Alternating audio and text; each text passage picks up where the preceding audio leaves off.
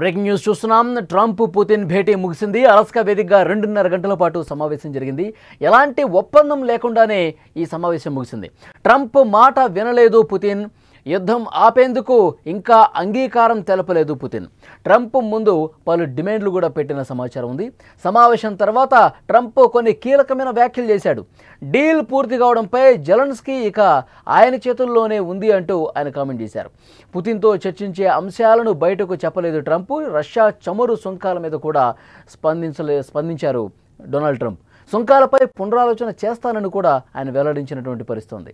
ప్రపంచవ్యాప్తంగా ఎంతో ఉత్కంఠ కలుగజేసిన అమెరికా రష్యా అధ్యక్షులు ట్రంప్ పుతిన్ భేటీ ముగిసింది. అలాస్కా వేదికగా 2 గంటల పాటు ఇరువురు చర్చించారు. ఎలాంటి ఒప్పందం లేకుండానే చర్చలు ముగిశాయి. రష్యా యుక్రెయిన్పై ఎలాంటి క్లారిటీ మాత్రం రాలేదు.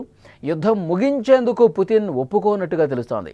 యుద్ధం ఆపాలంటే కొన్ని కండిషన్లు పెట్టారని సమాచారం. వాటికి ఉక్రెయిన్ ఓకే చెబితే యుద్ధం ఆగుతుంది అంటూ ట్రంప్ చెప్పినట్టు తెలుస్తోంది. సమావేశం అనంతరం ట్రంప్ ఎలాంటి ప్రకటన చేయలేదు. బంతి ఉక్రెయిన్ అధ్యక్షుడు జెలెన్స్కీ చేతుల్లో ఉందని కామెంట్ చేశారు. చాలా విషయాలపై అంగీకారం కుదిరిందని, ఇంకా కొన్ని మిగిలే ఉన్నాయని, వాటిలో ఒకటి చాలా ముఖ్యమైనదని ట్రంప్ చెప్పారు. అయితే ఆ ముఖ్యమైనది ఏంటో అమెరికా అధ్యక్షుడు బయటపెట్టలేదు. త్వరలో జెలెన్స్కీ యూరోపియన్ నాయకులతో మాట్లాడతానని, వారికే నిర్ణయం వదిలేస్తానని తెలిపారు. వీలైనంత త్వరగా రష్యా అధ్యక్షుడిని మరోసారి కలుస్తానని ట్రంప్ వ్యాఖ్యానించారు. వచ్చే సమావేశం మాస్కోలో అని పుతిన్ దానికి జవాబిచ్చారు. సమావేశం అనంతరం పుతిన్ మాట్లాడుతూ, యుద్ధాన్ని ఆపటానికి తాను సిద్ధంగా ఉన్నా, కానీ సంక్షోభానికి దారితీసిన ప్రధాన కారణాలు తొలగించాలి, అది రష్యాకు అవసరం అని చెప్పారు.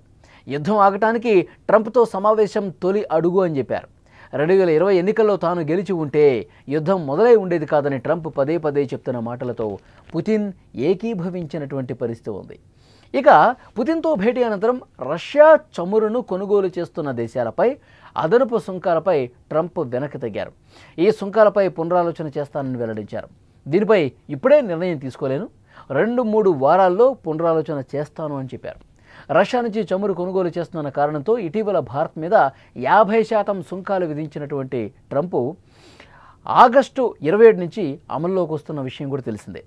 అమెరికా వాణిజ్య మంత్రి స్కాట్ బెసెంట్ మాట్లాడుతూ, పుతిన్తో భేటీ సాగకపోతే, పుతిన్తో జరిగిన భేటీ సఫలం కాకపోతే భారత్పై అదనపు సుంకాలు మరింత పెరుగుతాయని అతను హెచ్చరించాడు. ఉక్రెయిన్పై యుద్ధం ముగించకపోతే రష్యాపైన 100% సుంకాలు విధిస్తామని ట్రంప్ గతంలో ప్రకటించాడు. ఈ పరిణామాల నేపథ్యంలో పుతిన్తో భేటీ తర్వాత టారిఫ్పై అమెరికా అధ్యక్షుడు తాజాగా చేసిన ఈ వ్యాఖ్యలు చర్చనీయాంశమయ్యాయి. రష్యాతో పాటు మాస్కో చమురు కొంటున్నటువంటి దేశాల మీద కూడా సుంకాలు ఉండకపోవచ్చని ట్రంప్ తన వ్యాఖ్యలతో చెప్పకనే చెప్పాడు. ట్రంప్ ఏ క్షణం అసలు ఏ విధంగా మాట్లాడతాడు, ట్రంప్ ఏ విధంగా వ్యవహరిస్తాడు, ట్రంప్ ప్రవర్తన ఏ రోజు ఏ విధంగా ఉంటుందో చెప్పడం కష్టమే. మరి ముందు ఈ పరిణామాలు ఏ విధంగా ఉంటాయో చూడాలి. పుతిన్తో భేటీ ఎలాంటి మార్పులు తీసుకొస్తుంది, పుతిన్ కండిషన్లకు జెలెన్స్కీ ఒప్పుకుంటారా, పుతిన్తో భేటీ తర్వాత భారత్పై ట్రంప్ వెనక తగ్గుతాడా లేదా, ఇవన్నీ కూడా ఆసక్తికరమైన విషయాలే, ఎంతో ఉత్కంఠ రాజేసినటువంటి విషయాలే. పుతిన్ నెక్స్ట్ భేటీ మాస్కోలో ఉంటుందని చెప్పారు. అంటే రష్యా రాజధాని మాస్కోలో నెక్స్ట్ మీటింగ్ జరగబోతుందని చెప్పారు.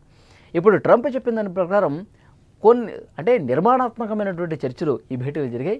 అయితే ఒప్పందం గురించి ఏ విధమైనటువంటి ఫైనల్ డెసిషన్ ఇంకా జరగలేదు. జెలెన్స్కీతో మాట్లాడిన తర్వాత ఒక క్లారిటీ వస్తుందని చెప్తున్నారు. మరి కొన్ని కీలకమైనటువంటి కండిషన్స్ ఉన్నాయి. ఆ కండిషన్స్కి జెలెన్స్కీ ఎంతవరకు ఒప్పుకుంటారు, ఒప్పుకునే విషయంలో కొంత దాన్ని ఏమంటారు, ఒప్పుకునే విషయంలో జెలెన్స్కీ అంత ఈజీగా ఒప్పుకునే పరిస్థితి కూడా ఉండకపోవచ్చు. అలాంటి కొన్ని కండిషన్స్ ఉన్నాయని చెప్పారు. అయితే ట్రంప్ ఆ కండిషన్స్ ఏంటి, అసలు ఆ భేటీలో చర్చించినటువంటి కీలక అంశాలేంటి ఏమీ వెల్లడించలేదు. కానీ నిర్మాణాత్మకంగా చర్చలు జరిగాయి. చాలా నిజాయితీగా డొనాల్డ్ ట్రంప్ యుద్ధం ఆపడానికి ప్రయత్నం చేస్తున్నారని పుతిన్ కూడా ఒప్పుకున్నటువంటి పరిస్థితి ఉంది. ఇప్పుడు జెలెన్స్కీ ఏదైతే తన భూభాగం గురించి పట్టుదలగా ఉన్నాడో దాన్ని ఇక్కడ రష్యాలో కలిపేసుకునేటువంటి చర్చలు కొన్ని జరిగినట్టుగా తెలుస్తోంది. అది ఎంత మాత్రం కూడా సమంజసం కాదు, ఎంత మాత్రం కూడా దానికి ఒప్పుకునే ప్రసక్తి లేదు. ఉక్రెయిన్ ప్రయోజనాలకు విరుద్ధంగా ఎలాంటి నిర్ణయాలు తీసుకున్నా దాన్ని తీవ్రంగా ప్రతిఘటిస్తామని గతంలో జెలెన్స్కీ చెప్పిన పరిస్థితి. మరి అలాంటి కండిషన్స్ ఏమైనా ఉన్నాయా, దీన్ని కూడా చూడాల్సిన అవసరం ఉంది. సో ఫైనల్గా బంతి అయితే జెలెన్స్కీ కోర్టులో ఉంది. జెలెన్స్కీ యూరోపియన్ నేతలు మరొకసారి భేటీ అయ్యి పుతిన్తో జరిగిన భేటీకి సంబంధించిన చర్చల సారాంశాన్ని అక్కడ పెట్టే అవకాశం ఉంది. సో ఆ తర్వాత మాస్కో వేదికగా మరొక భేటీ జరుగుతుంది. ఆ భేటీలో ఎలాంటి ఫైనల్ డెసిషన్ వస్తుందన్నది కూడా చూడాల్సిన అవసరం ఉంది. కానీ ఇక్కడ ఈ యుద్ధాన్ని ఆపేందుకు తీవ్రంగా కసరత్తు జరుగుతున్నదన్నమాట వాస్తవం. ఒక యుద్ధాన్ని ఆపాలంటే ఏదో ఒక భేటీలోనూ ఒక డిస్కషన్లోనూ కంప్లీట్ అయ్యేది కాదు. ఇంకా జెలెన్స్కీతో మాట్లాడాలి, మళ్ళీ ఇద్దరిని కూర్చోబెట్టి మాట్లాడే అంశాలు కూడా ఉన్నాయి. అప్పుడు శాంతి ఒప్పందం మీద ఫైనల్గా సంతకాలు చేయాలి అనుకుంటే మాత్రమే అప్పుడు రెండు దేశాల అధ్యక్షులతో భేటీ అయ్యే అవకాశం ఉంటుంది. ఆ రోజు త్వరగా రావాలని చెప్పి కోరుకుంటున్నారు. ఎందుకంటే ఇప్పుడు ఇష్టం వచ్చినట్టుగా ట్రంప్ రష్యాకు మిత్ర దేశాలుగా ఉన్నవాళ్ళు, రష్యా నుంచి చమురు ఉన్నవాళ్ళ మీద టారిఫ్లు వేస్తున్నారు. ఈ ఆగస్టు 27 నుంచి 50% టారిఫ్లు అమలయ్యే అవకాశం ఉంది. సో డెఫినెట్గా దీన్ని కూడా పరిగణలోకి తీసుకోవాల్సినటువంటి అవసరం ఉంది. భారత్ కూడా ఎంత త్వరగా ఈ ఒప్పందం కుదిరి, ఈ రెండు దేశాల మధ్య సయోధ్య కుదిరి ఈ యుద్ధానికి ముగింపు పలిగితే బాగుండని చెప్పి కోరుకున్న దేశాల్లో భారత్ కూడా ప్రథమ స్థానంలో ఉంది. సో డెఫినెట్గా ఆ విధమైనటువంటి పరిణామాలు జరగాలి. ఈ భేటీ మీద జెలెన్స్కీ ఏ విధంగా రియాక్ట్ అవుతారు? ఆయన ఈరోజు ఏదో ఒకటి మాట్లాడే అవకాశం కనిపిస్తుంది ఈ భేటీకి సంబంధించి. ఆయన ఏం మాట్లాడతారు అన్నది కూడా చూడాలి. చాలా అంటే చాలా త్వరగా ఈ యుద్ధానికి ముగింపు పలకాలని చెప్పి ప్రపంచ దేశాలన్నీ కూడా కోరుకుంటున్న నేపథ్యంలో ఒక అడుగు పడింది, కేవలం ఒక అడుగు ముందుకు పడింది. ఇంకా వరుస భేటీలు జరిగి సాధ్యమైనంత త్వరగా ఒక నెల రోజుల వ్యవధిలోనే దీనికి ఎండ్ కార్డ్ పడాలని కోరుకుంటున్నారు. ఆ విధంగా జరగాలని మనం కూడా కోరుకుందాం. Productive meeting. There were many points that we agreed on. Most of them, I would say, a couple of big ones that we haven't quite gotten there, but we've made some headway. So there's no deal until there's a deal.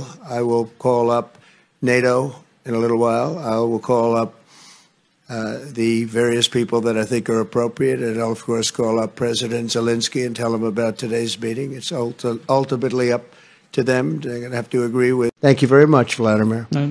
Next time in Moscow. Oh, that's an interesting one. I don't know. I'll get a little heat on that one, but I could see it possibly happening. Thank you very much, Vladimir. And thank you all. Thank you. Thank you. Thank you so much.